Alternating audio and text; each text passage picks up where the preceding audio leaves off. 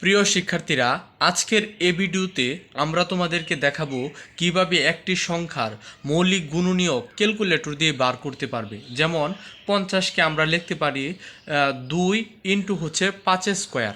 অনেক সময় তোমাদের এভাবে সংখ্যা বের করতে হয় মৌলিক গুণনীয়ক নির্ণয় করার জন্য। আমরা আজকে ক্যালকুলেটর দিয়ে কিভাবে নির্ণয় করবে তা দেখাবো। এখন আমার হাতে আছে একটি সংখ্যা 100। এই 100কে দেখো আমরা কিভাবে মৌলিক গুণনীয়কে পরিণত করি।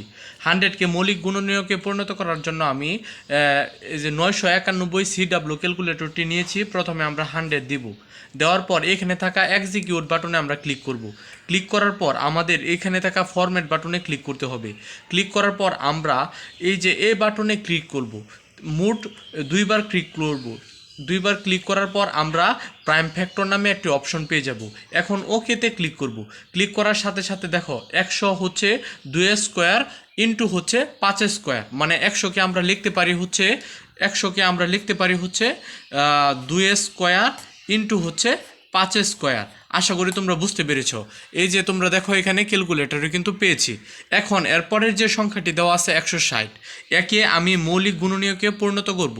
তাহলে আমরা প্রথমে ক্যালকুলেটরে 160 তুলে নিব। আমরা ক্যালকুলেটরে 160 তুলে নিলাম। নেওয়ার পর আমরা এক্সিকিউটে ক্লিক করব। তারপরে এখানে থাকা ফরম্যাট বাটনে ক্লিক করব।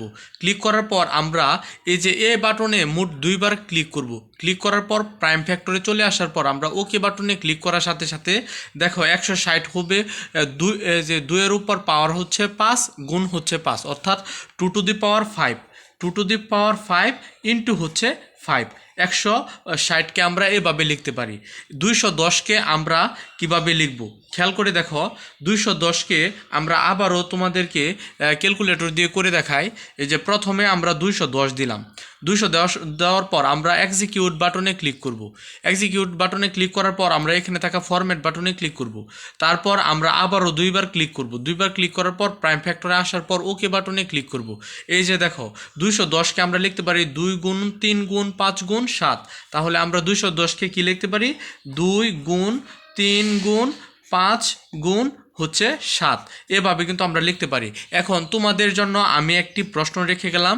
তোমরা 345কে মৌলিক গুণনীয়কে পরিণত করে দেখাও এবং কমেন্ট বক্সে আনসারটি জানাও। ধন্যবাদ সবাইকে।